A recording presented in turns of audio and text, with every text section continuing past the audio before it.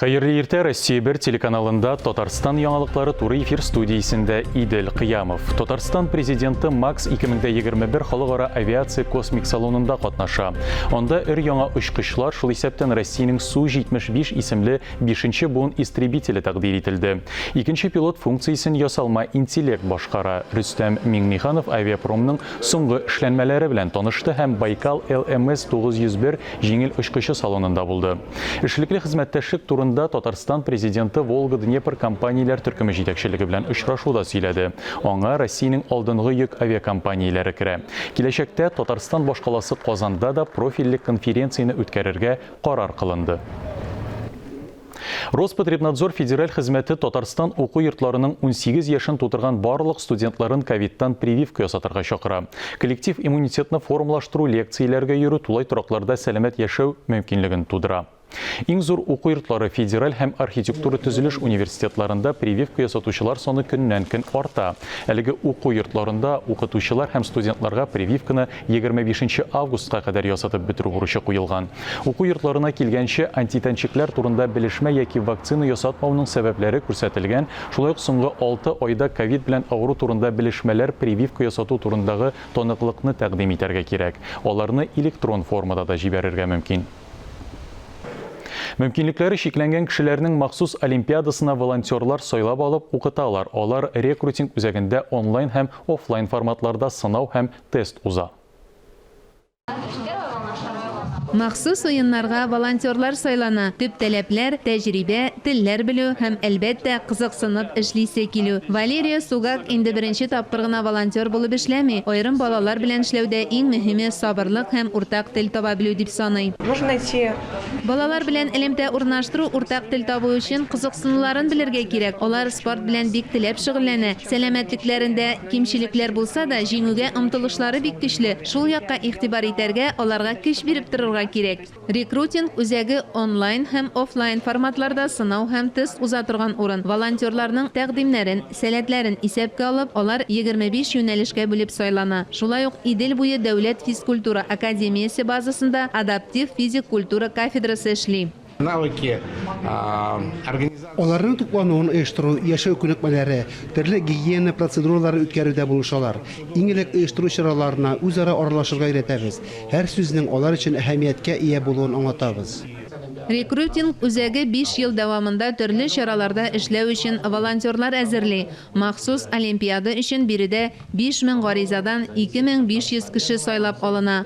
Алар арасында Россиядән һәм чит илләрдән килгән волонтерлар да бар. Мөршидә Җихан, Елизавета Жукова, Дамир Мөхәммәтханов, Татарстан яңалыклары.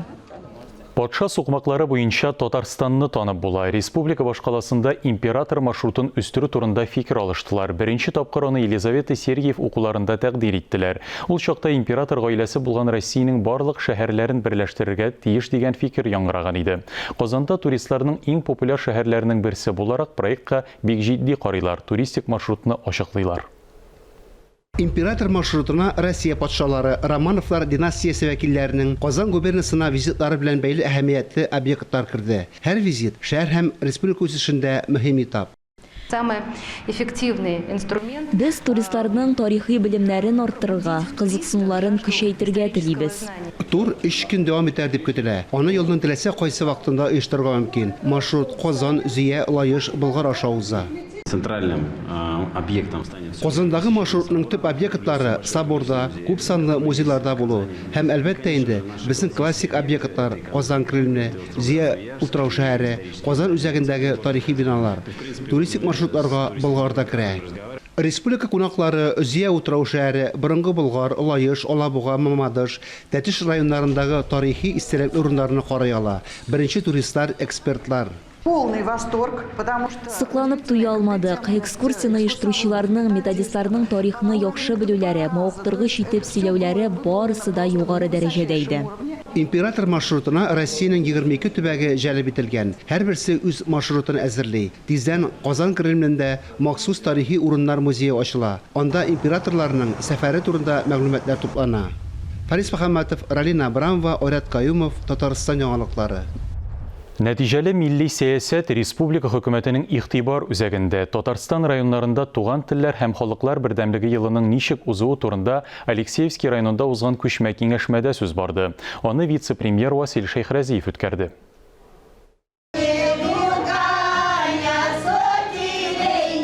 Родники авылы күпләр өчен уникаль. Биредә инде берничә гасыр чуашлар, мордвалар, татарлар, руслар яши. Балалар бакчасында ук һәр бала туган телен өйрәнә. Правильно, молодец. Настя, на мордовском как будет мячик? Оскар. О, правильно. Кира, на чувашском песке, на чувашском песке. Шулай ук төрле мәдәниятне, гореф-гадәтләрне, данлыклы якташлары истәлеген саклыйлар. Ә милли аш-су һәр кайсының горурлыгы. Попробуйте, пожалуйста, наш мордовский национальный пирог с черемухой. Черемухой хотя бы попробуйте. Мондый заманча мәктәп турында 15 ел элек хыялланырга да мөмкин түгел иде, диләр күрше Зур Тигәнәле авылында. Беренче уку йортын узган гасыр башында ук ачканнар. Мәктәп фашистлар әсирлегендә Муса Җәлилнең крәштәше Габдулла Баттал исемен йөртә. Аның биографиясын һәр укучы белә.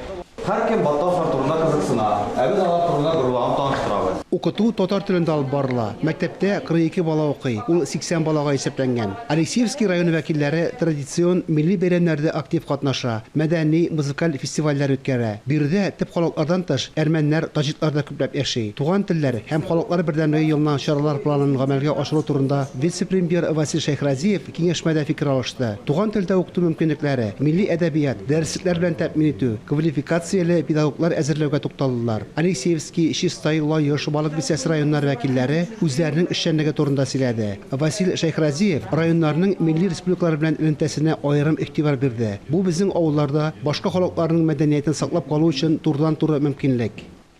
Шикарные же сегодня костюмы. И вот этот хор, который на всех практически языках спел, это ведь тоже не поставлен номер ни к сегодняшнему дню. Видно, что значит, район в этой части очень активно работает и есть что показать республике и другим районам. Тагын бер четерекле тема. Катнаш гаиләләрдә баланың милләтен билгеләү. Моны бала тууга ук билгеләргә кирәк. Истәүне тизән Россиядә чираттагы халык санын алу башлана. Ребенок как только появился на этой земле, он уже должен иметь имя, как мы ему будем обращаться. А почему у него национальность не указываем? Я обращаюсь всем коллегам, которые приехали из района, на эти цифры мы тоже будем обращать внимание. Это вопрос семейного совета. Һәр конкрет мәсьәләне ничек хәл итәргә? Мәгариф һәм фән, мәдәният министрлыклары җитәкчеләре, Татарстан халыклары ассамблеясе вәкилләре белән сөйләштеләр. Мондый очрашуларга Авыл сазагында, Казанда, республика көнендә имак асырга ниятлиләр. Фанис Мөхәммәтов, Дмитрий Второв, Илдар Галәүддинов, Илдар Сафиуллин, Татарстан яңалыклары, Алексеевский районы.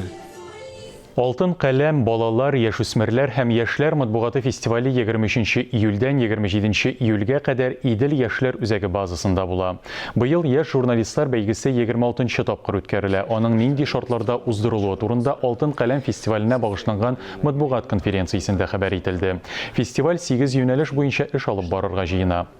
Басма матбугат, татар һәм рус телләрендә, телевидение, видеоблогинг, радио, подкаст, дизайн һәм версткалау. Шулай ук СММ. Традиция буенча фестивальнең төп җиңүчеләре, гран-при ияләре Татарстан Республикасы бюджетыннан президент Рөстәм Миңнеханов карары белән бүлеп бирелгән грант акчасына журналистика юнәлеше буенча Казан Федераль университетында уку мөмкинлеге ала. Кемдер бәлки беренче тапкыр катнаша торгандыр. Сезнең өчен аеруча шатланабыз, чөнки сез үзегез дә белмисез, нинди уңышка сез ирешкәнсез. Шуңа күрә актив булыгыз, сораулар бирегез. 7 көн үтә дә китә. Менә шул 7 көн сезнең өчен бик сыйфатлы, кызыклы булсын. Иң беренче чиратта Алтын каләм фестивале миңа тумбаның менә шушы ягында да, аннан соң менә шушы ягында да утыру мөмкинлеген бирде. Ягъни мин кайчандыр гади бер катнашучы каләмче идем. Аннан соң гран-при иясе, аннан соң журфак студенты, хәзер инде менә дипломлы журналист. Аннан соң эшем дә бар дигәндәй. Һәм менә булар барысы да шушы Алтын каләм фестивале аркасында дип әйтергә телим. Менә быел оештыру комитетына чакырдылар. Шулай ук фестивальнең ышанышы өчен бик зур рәхмәт итәсем килә. Әлеге сәгатькә шундый яңалыклар иде. Мин Идел Кыямов сезнең белән сау булышам. Киләсе атнада Татарстан яңалыклары белән сезне минем коллегам Гөлназ Ибраһимова таныштырыр.